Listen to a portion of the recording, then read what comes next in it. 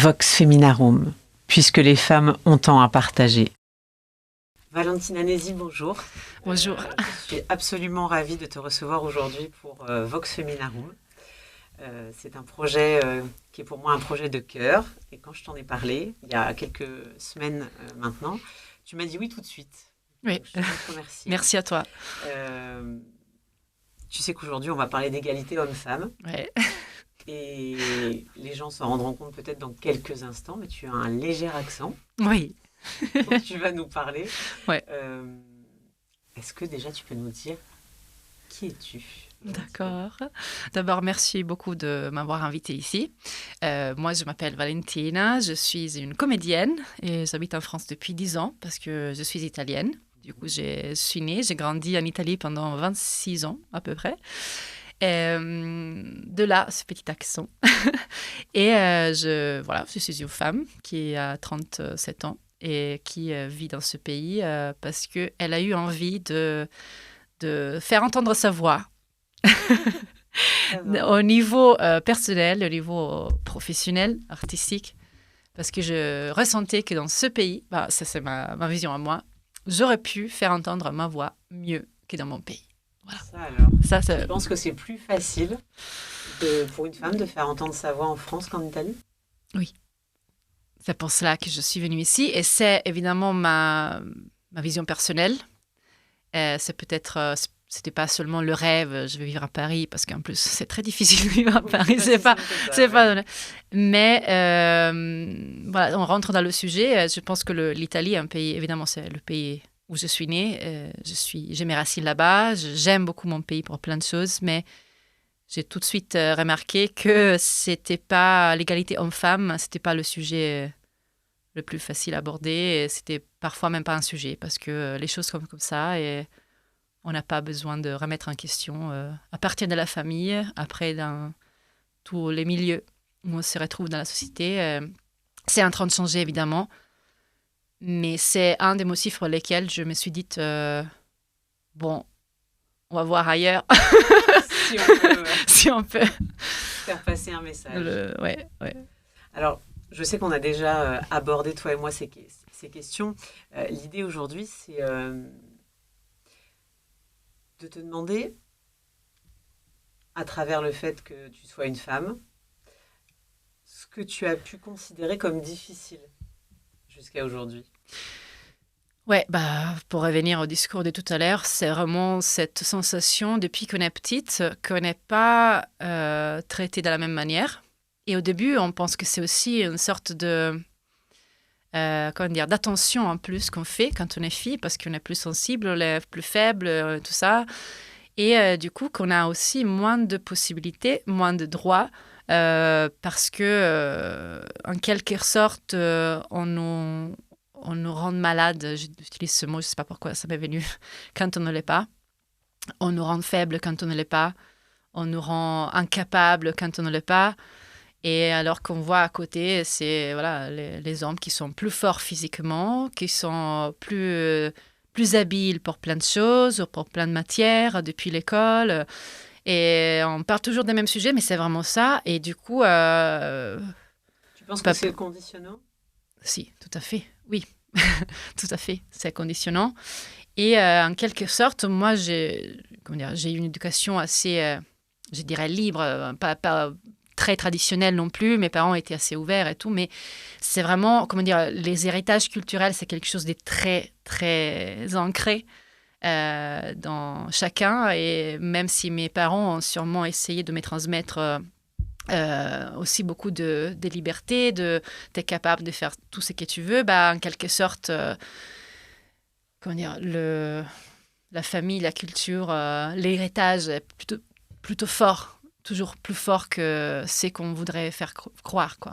Et du coup, par exemple, la façon dont on administre l'argent, ça c'est toujours le cas de... ma grand-mère, elle n'avait pas... Je pense qu'elle n'avait pas... un compte en banque, ou si elle avait un compte en banque, c'était mon père, mon grand-père, ou mon père et mon oncle qui le géraient, parce que c'est une femme. Mais elle a travaillé toute sa vie quand même, comme mon grand-père. Et à la fin de sa vie, je ne sais pas, je raconte ça, elle était un peu en démence, comment dire, et du coup, elle perdait un peu sa tête. Et moi, par contre, je pensais qu'elle disait toute la vérité. Elle commençait à dire à mon grand-père, tu m'as volé mon argent, moi je voulais m'acheter ça, tu m'as pas donné mes sous, et tout ça. Et tout le monde s'est foutu d'elle. Et moi, j'avais de la peine parce que je disais, elle dit la vérité, en fait. Finalement, à la fin de sa vie, son cerveau, il n'est pas en démence. Oui, évidemment, il y avait un côté médical, mais il y avait aussi un côté de plus de filtre qu'elle a tenu toute sa vie pendant 90 ans, parce qu'on lui a appris comme ça. Et elle disait, mais elle s'est rendue compte à 90 ans qu'elle n'avait jamais pu utiliser l'argent qu'elle avait gagné dans sa vie. Voilà. Alors, ça fait sens, excuse-moi, avec ouais, bien sûr. Une rubrique qu'on a qui s'appelle Balance ton chiffre. Ouais. Tu m'as parlé d'un chiffre avant qu'on enregistre ce podcast. Ouais. Tu peux me le donner là? Encore maintenant, en 2024, 37% de femmes en Italie n'ont pas un compte bancaire. Voilà. Je vous laisse tirer les conclusions.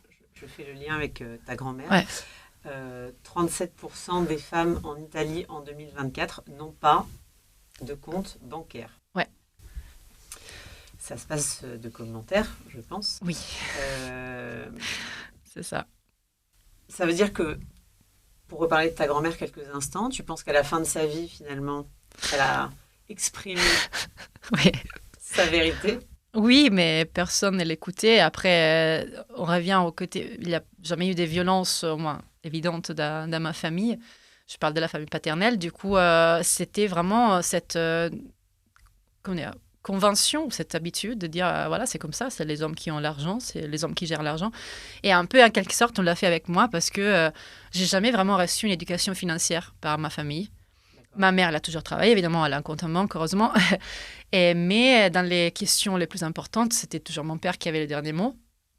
Ou que ce soit pour acheter une machine à laver, ou pour refaire le toit, ou pour aller en vacances, ou pour acheter une maison, je sais pas.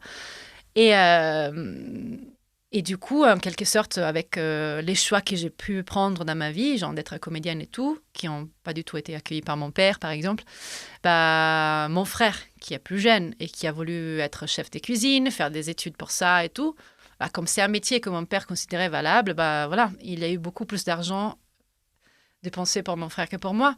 Après, bon, je me suis bien battue pour ça, du coup, j'ai réussi à faire un peu de... rendre équitable tout ça, mais par défaut, en fait, voilà, t'es une fille, du coup, ça, c'est une chose, je sais pas pourquoi je pense à ça, mais si je m'étais mariée à 25 ans avec le garçon avec lequel j'étais en Italie à l'époque, on m'aurait acheté une maison. Alors, vous faites un peu... le calcul, une maison, ça peut coûter minimum 100 000 euros, minimum, je ne sais pas, maintenant. Tu es de Florence, tu m'as dit. Comment ? Une maison à Florence, ça coûte 100 000 euros ? Non, pas du tout. À la campagne, à l'époque. Mais non, mais j'ai dit minimum, voilà, une baraque, disons 300 000, ou je ne sais plus. Alors que pour faire des études dans ce que je voulais, ça aurait été même pas quelques milliers d'euros, même pas. Voilà, c'était un non. Alors, vous voyez que pour le mariage, parce que c'est une convention sociale, la famille, l'importance de ça, j'aurais reçu peut-être une maison. Alors ou que un pour prêt. L'éducation, finalement, tu n'as pas eu 10% de la somme de la fameuse maison, quoi. J'ai dû me battre pour me faire aider. Voilà. Grâce à ma mère, évidemment. Bref. C'est intéressant parce que tu parles d'éducation financière. Oui. Chez Vox Feminarum, bientôt, on va avoir une experte en violence économique. Ouais. La violence économique, c'est quelque chose qui est suivi par de très, très nombreuses femmes, qu'elles le nomment ou qu'elles ne sachent pas encore vraiment comment le nommer. Ouais. On va pouvoir interviewer aussi des banquières, des notaires. On va pouvoir discuter de ce sujet en détail. Ouais. Mais au-delà de l'aspect, j'allais dire juridique, ouais.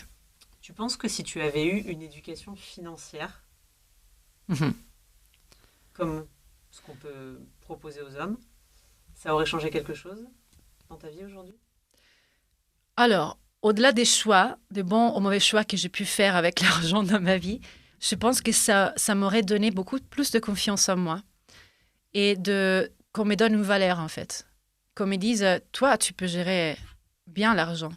Alors qu'on m'a toujours dit, non, t'es pas trop forte en maths parce que t'es plus forte. Alors que j'étais quand même bien, mais j'étais plus forte en langue étrangère ou, je sais pas, histoire, géographie, langue italienne et tout ça, littérature.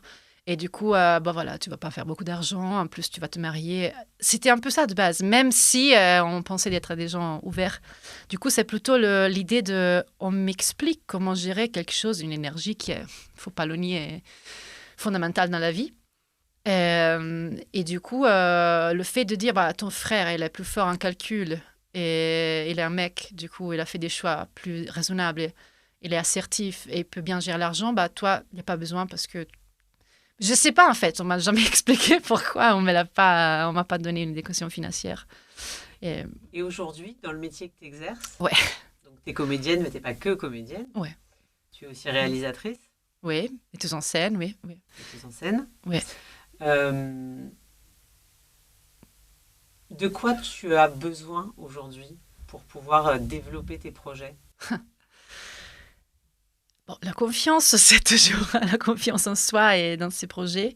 Dans ses projets, c'est toujours la base parce que ça permet de se donner une valeur et de pouvoir attirer quelqu'un qui puisse nous supporter parce que dans ce métier, on a besoin de quelqu'un qui croit en nous aussi, croit dans un projet et puisse le produire. Du coup, jusqu'au moment où je ne peux pas me produire toute seule, j'ai besoin aussi d'attirer des gens, de faire des contacts ou j'ai besoin d'attirer des sommes d'argent pour pouvoir développer le projet. C'est ce qu'on a réussi à faire. On a réussi parce qu'on est une équipe quand même dans le projet. On a trouvé une petite production et ça, c'est déjà un fait. Une victoire, oui. Une victoire parce que je me suis dit, je ne suis pas si nulle avec l'argent. Après, vous voyez, évidemment, je ne suis pas un comptable, je ne suis pas une banquière, je ne suis pas du tout dans les règles de la finance, de l'économie et tout ça, mais aussi parce que d'un côté, c'est pas que ça ne m'intéresse pas, mais je ne donne pas autant de valeur à l'argent parce que je crois que quand il est, ça peut faire tourner la tête, ça peut être une énergie qui peut détruire aussi. Et du coup, évidemment que c'est une énergie importante, il faut l'attirer, il faut en avoir, il faut bien l'utiliser, mais ça peut aussi être quelque chose qui est mal utilisé et que si on vit que pour ça, ça peut créer des déséquilibres très forts et des rapports de pouvoir qu'on connaît très bien dans le monde. Voilà. Tout à fait. Du coup, aujourd'hui, comment elle se sent la citoyenne européenne que tu es? Alors, comme je disais au début de cette conversation, j'ai choisi ce pays parce que, je sais pas, j'avais des gens qui travaillaient et vivaient en France, italiens, voilà, qui m'ont parlé souvent de comment on vit dans ce pays. C'est-à-dire que on peut avoir, parce qu'on peut, c'est pas donné non plus en France, mais on peut avoir plus d'écoute, plus d'aide, des droits sociaux. C'est vraiment quelque chose que, je sais pas si pour quelqu'un de français peut être si important, mais pour quelqu'un qui vient d'un autre pays, qui a aussi des difficultés un peu plus évidentes comme l'Italie par exemple, le fait d'avoir un accès plus facile au travail déjà, ou aussi pour les artistes par exemple, d'avoir un statut qui permet aux artistes de faire ce métier, quoi qu'on en dise de l'intermittence, mais c'est génial. Je trouve que c'est un pays qui dit, quoi que ce soit le gouvernement de droite ou de gauche, on a ce droit et c'est important parce que la culture et les artistes ont une valeur dans cette société et comme profession et comme être humain, chose que dans mon pays, c'est réduit à plein d'autres choses en fait. Genre 1 sur 2 millions on peut y arriver, ou on fait de la télé, bref, je ne vais pas rentrer dans ça pour mon pays, mais je trouve que je me sens bien là, malgré toutes les difficultés, évidemment, parce que je suis quand même une immigrée de luxe, j'oserais dire, par rapport à tous les autres immigrés. Et j'ai l'impression qu'on s'est fait entendre, on s'est fait écouter mieux. Okay. Je veux dire, c'est pas non plus le paradis, la France, évidemment, mais parce que moi, je me rends compte de mon point de vue, mais les gens se battent, ne ferment pas leur gueule. Ça, c'est incroyable. Et moi, ça m'a toujours donné envie. Il y a plein d'amis à moi qui vivent en Italie, qui disent, mais voilà, mais au-delà de l'héritage historique de la Révolution, mais c'est vraiment... encore très présent et très fort. Je te confirme qu'on aime bien faire entendre nos voix. C'est bien. C'est quelque chose d'important. Je crois que c'est C'est culturel. très bien, c'est très bien. Et ça donne, quoi qu'on en dise de la politique, de tout ce chaos qui est au-dessous de nous, en fait. Mais, au-dessus, pardon. Euh, mais je suis très, très contente d'être ici. Et je ressens qu'en étant ici, je peux aussi faire entendre ma voix, mais aussi pour aider des gens qui sont ailleurs. Je ne sais pas si voilà. Et je rêve évidemment qu'un jour, je puisse le faire aussi dans mon pays, mais ça, c'est une autre histoire. S'il y a quelque chose qui te révolte en France, c'est quoi? Instinctivement, comme ça. Je ne vais pas penser à cette question, mais... Bah,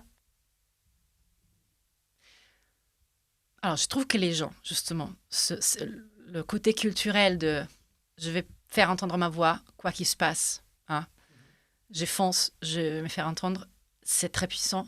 Et on parle des gens. Des gens.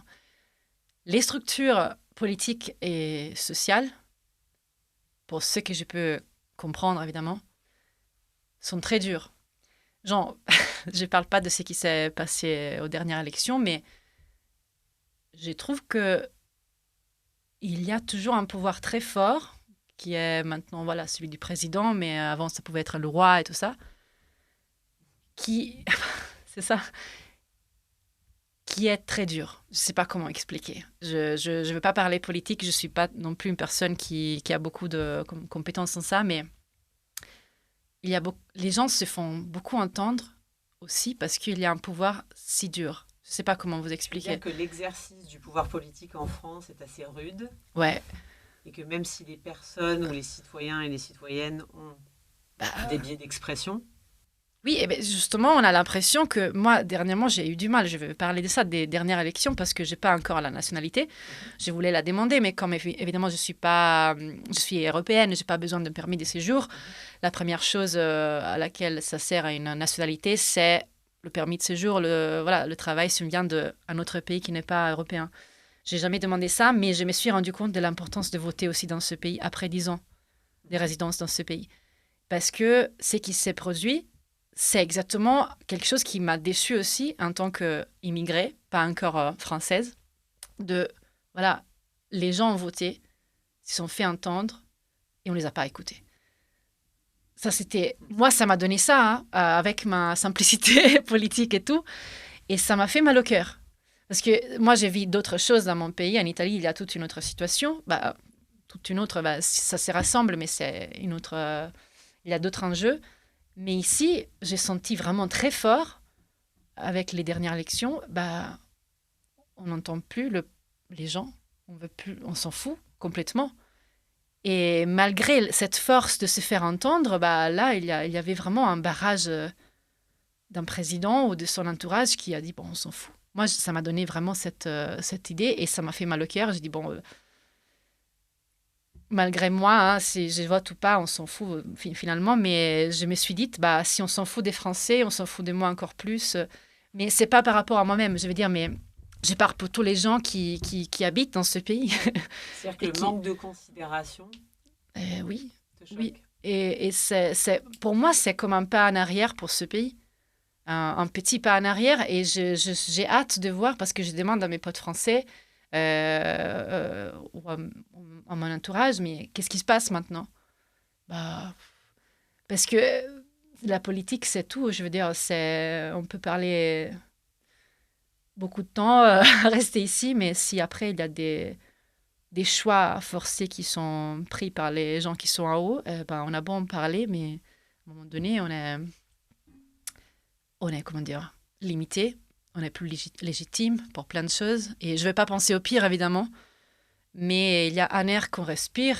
En Italie, déjà, si j'en parle, ça va durer 3 heures. Mais il y a un air qui est très tendu.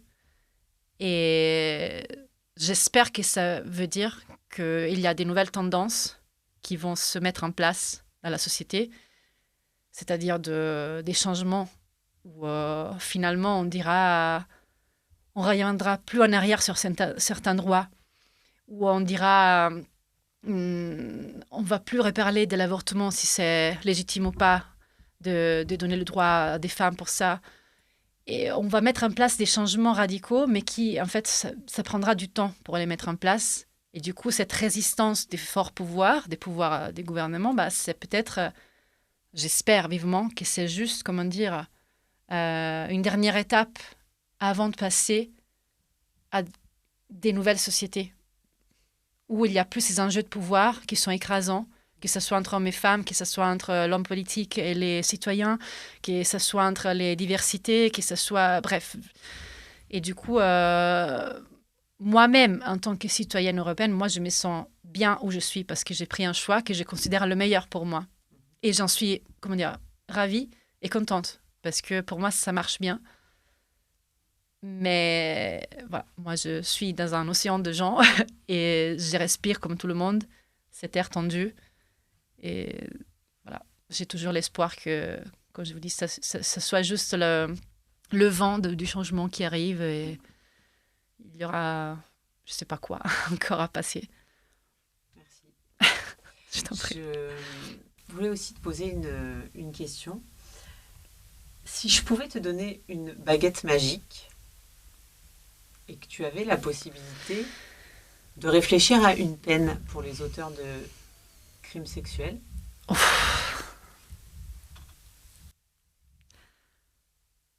Alors, c'est une très bonne question parce que, évidemment, j'y réfléchis souvent. Crime sexuel sur toute personne confondue.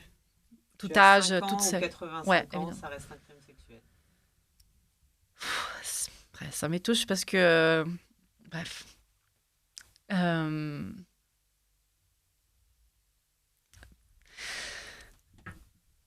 C'est difficile parce que, alors, l'instinct, c'est de dire je te fais partir de cette planète, je te tue, je t'ai fait du mal, évidemment.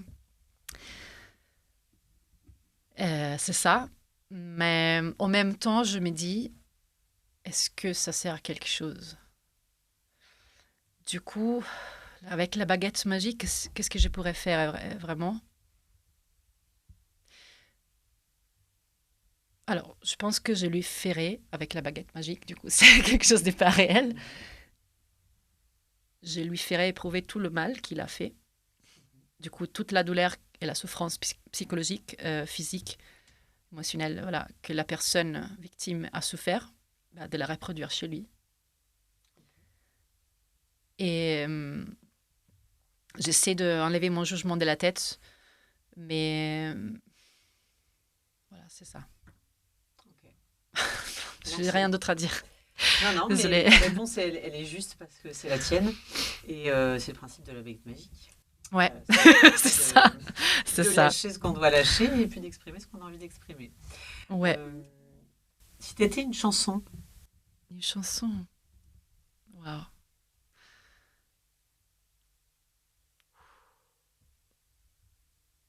Je dois y aller, hein. Sinon, j'ai réfléchi trop. Instinctivement, la première qui te vient. Alors moi, quand je te vois, vu que on est dans un contexte où l'inconscient collectif est italien, je pense à Raffaella Cara. Ah forcément. Ouais. Ça pourrait être... mais je ne sais pas pourquoi je pense toujours... alors, mes chansons préférées... Mais voilà, c'est pas ma chanson préférée, c'est plutôt... Si j'étais une chanson, quelle chanson je serais? Waouh. Ouais, si je dois choisir une chanson italienne. Ou une chanson française. Une chanson française. Mince. Ça m'a pris à l'improviste. C'est dur. Je vais y arriver.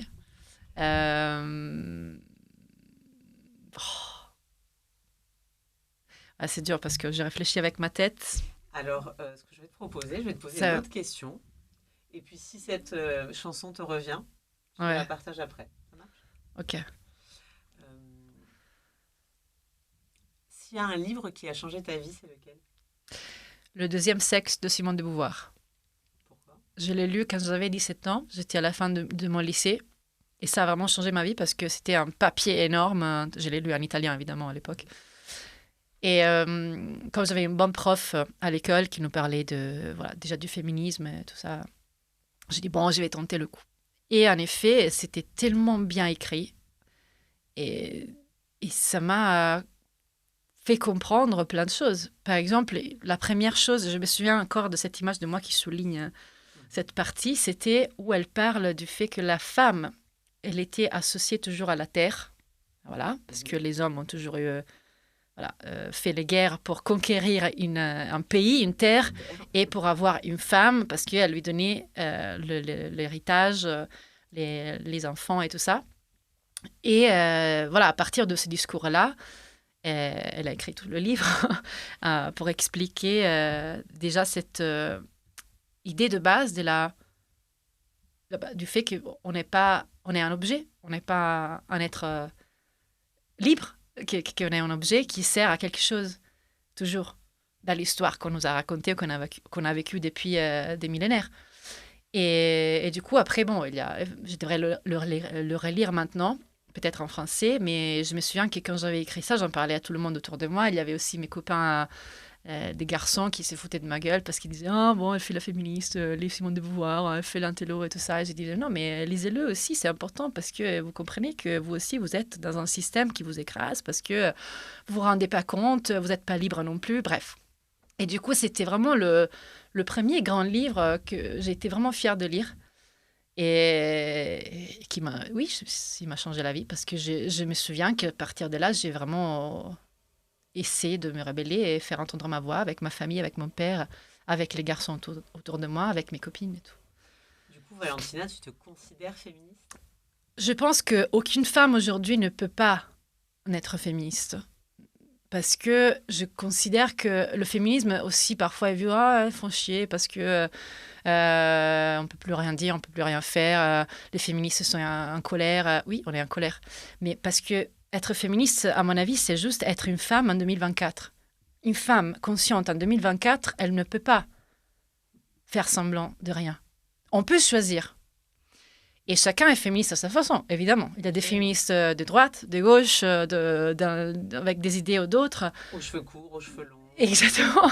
Habillé Prada, habillé clochard, j'en sais rien. Mais oui, je suis une femme de 2024, qui vit en 2024 et j'ai pris conscience et je ne peux plus faire semblant. Du coup, je suis féministe. Après, chacun son féminisme, évidemment, mais oui. Merci. Je t'en prie. Une dernière question. C'est quoi, à travers ce qui t'a le plus choqué en tant que femme,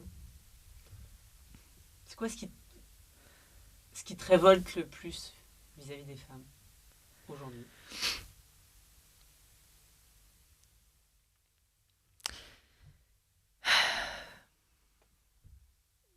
Il y a tellement de choses qui révoltent, mais le plus... Ce qui te retourne les tripes.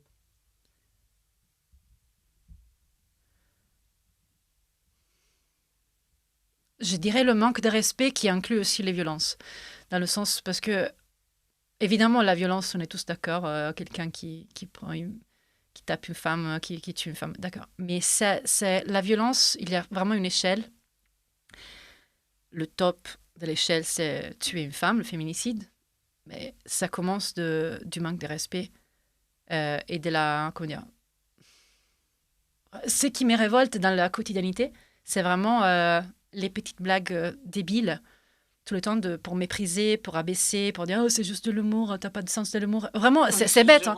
Non, mais c'est... Oui. Si, mais c'est vrai, mais c'est bête parce que c'est vraiment là où commence la limite où je vais exploser et vous fracasser une chaise sur la tête à tous parce qu'il y en a marre.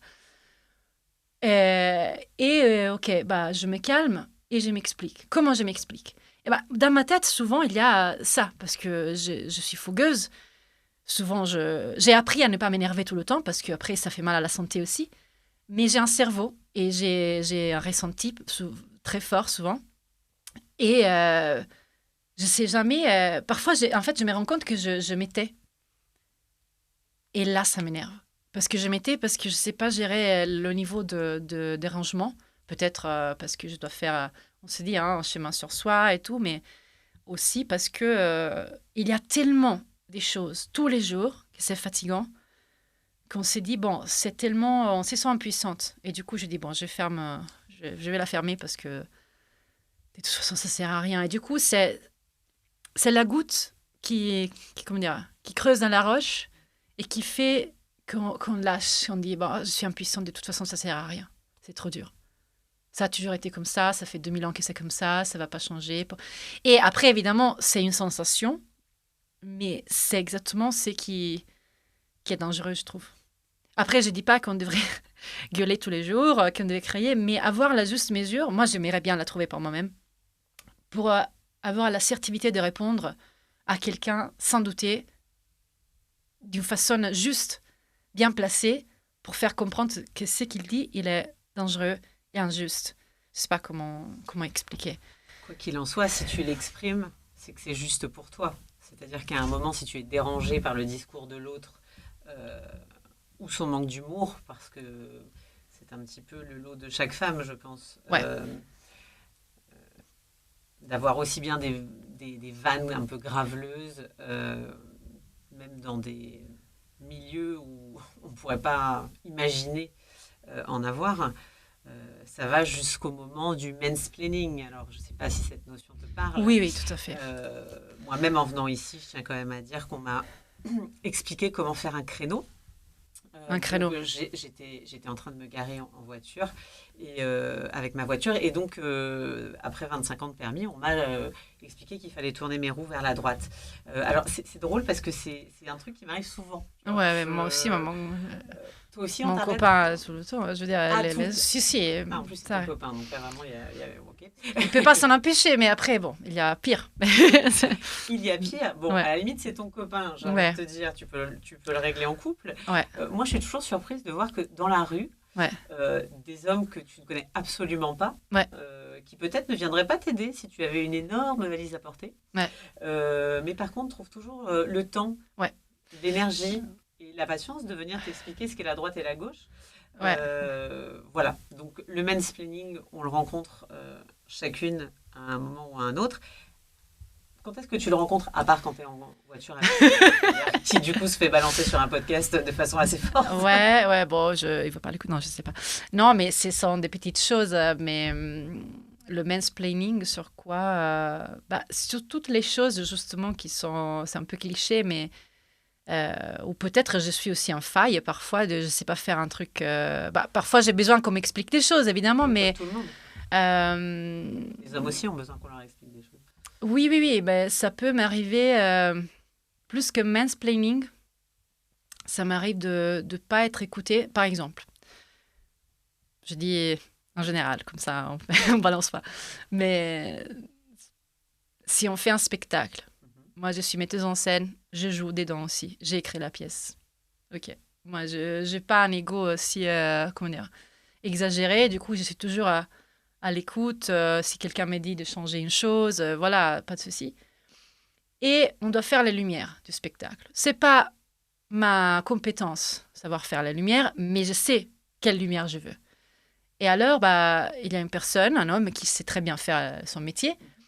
Moi, je lui explique quelque chose, je lui dis ce que je voudrais, et il commence à faire tout, à mettre en place le spot comme ça, la lumière diffusée comme ça, la gélatine et tout. Et moi, j'essaie de lui dire, c'est pas comme je t'ai dit, est-ce que tu... Et la personne me dit, non, mais tu comprends pas, parce que toi, tu sais pas faire ça, parce que... Alors, c'est très, très, très délicat, parce que tout à fait, si quelqu'un fait son métier, c'est pas mon métier, je dois l'écouter. Mais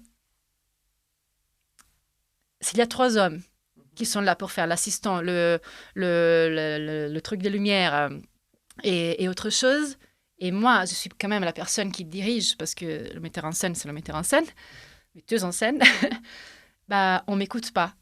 Ils font une autre chose par rapport à ce que j'ai dit, sans m'expliquer, pour une fois, bonne chose, pourquoi on ne peut pas le faire.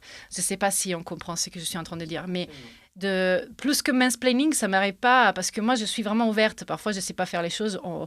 À part pour la voiture, parfois ça m'arrive aussi, ou pour mettre une casserole sur le feu. Et j'ai dit, désolé, je sais le faire aussi. Bah, tu le fais à ta façon, mais c'est pas que je dois t'expliquer. Tu dois m'expliquer comment faire. Et voilà, c'est aussi plutôt de ne pas être écoutée dans mon rôle. C'est mon rôle. C'est ma faute aussi parce que je sais que je devrais être plus assertive. Mais la question est, est-ce que c'est moi qui devrais être plus assertive et gueuler plus fort, ou c'est quelqu'un qui devrait juste laisser l'espace et m'écouter? Parce que peut-être s'il avait un homme, on l'écoutait plus. Je sais pas. Et puis pas forcément gueuler, parfois juste le fait de l'exprimer tout simplement. Ouais. On pense qu'en élevant le ton, parfois c'est mieux entendu. Je suis pas sûre au final. En tout cas, c'est ce que j'ai pu observer. Parfois, justement, la douceur peut désamorcer des situations de façon assez surprenante. Alors, pas toujours facile à exercer. Je n'ai pas dit que j'étais experte, loin de là. Mais je pense que ça peut aussi faire des miracles quand c'est bien positionné. Donc, en tout cas, merci pour ce partage. Merci à toi. J'espère que ton ami pourra bien évidemment prendre le temps d'écouter ce podcast. J'espère. Nul doute déclencher une prise de conscience absolument imminente quand vous serez ensemble dans la voiture. Ouais. Je te remercie, Valentina, merci à toi. Ce bon moment. Et on a hâte de te voir pour ta pièce. Merci. Est-ce que tu peux redonner ouais, le Testamento Femme de Mafia, qui va jouer le 24 et 25 octobre au Théâtre Le Magasin à Malakoff, et on espère d'avoir bientôt d'autres dates. Très bien. Vous avez un partenariat avec l'Office du tourisme italien de Paris, l'ambassade d'Italie à Paris? Non, on a eu le soutien de la Maison de l'Italie, qui est un lieu institutionnel quand même, qui se trouve dans le 14e, dans la cité universitaire, et aussi un soutien par l'association Des Mains Libres, qui est une association contre la mafia, qui s'appelle Libera contre la mafia en Italie et qui se trouve partout en Europe, en France à Paris, en Belgique à Bruxelles et aussi ailleurs, je crois. Voilà. On te souhaite beaucoup, beaucoup de plaisir à jouer. Merci. Toi et toutes tes collaboratrices. Je te dis à très bientôt, Valentina. À bientôt. Merci.